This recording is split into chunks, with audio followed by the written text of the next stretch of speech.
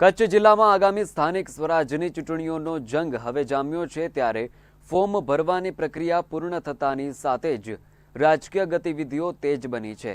ભુજ નગરપાલિકાના ward number 7ના Bharatiya Janata પાર્ટીના ઉમેદવારોએ આજે વિવિધ વિસ્તારોમાં જનસંપર્ક અને ડોર ટુ ડોર પ્રચારનો ધમાકેદાર પ્રારંભ કર્યો છે।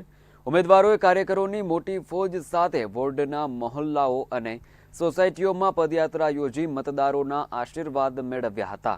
પ્રચાર દરમિયાન ઉમેદવારોએ ભાજપ સરકારની ડબલ એન્જિન સરકાર દ્વારા કરવામાં આવેલા વિકાસના કામો અને લોક કલ્યાણકારી યોજનાઓને જન જન સુધી પહોંચાડી હતી।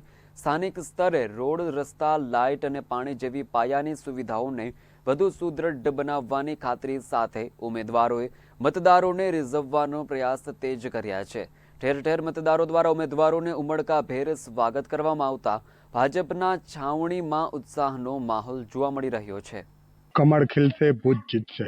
વોર્ડ નંબર 7માં જે ગત વર્ષે જેટલા વિકાસના કામો થયા છે, અમે જ્યાં જ્યાં જઈએ છીએ ત્યારે લોકો એકદમ સંતુષ્ટ છે અને દરેક વખતે એક જ વાત કરે છે કે ગત ટર્મમાં 75%થી વધુ વોટ શેર ભારતીય જનતા પાર્ટીને મળ્યો હતો। આ વખતે 75%થી વધારી અને જેટલું અમારા કાર્યકર્તાઓનો જોશ અને જુસ્સો લાગે છે કે 80%થી પણ વધુ વોટ શેર ભારતીય જનતા પાર્ટીને મળશે અને ચોક્કસથી સૌથી વધુ લીડથી ભારતીય જનતા પાર્ટીના ઉમેદવારો જીતશે એવી અમને ખાતરી છે।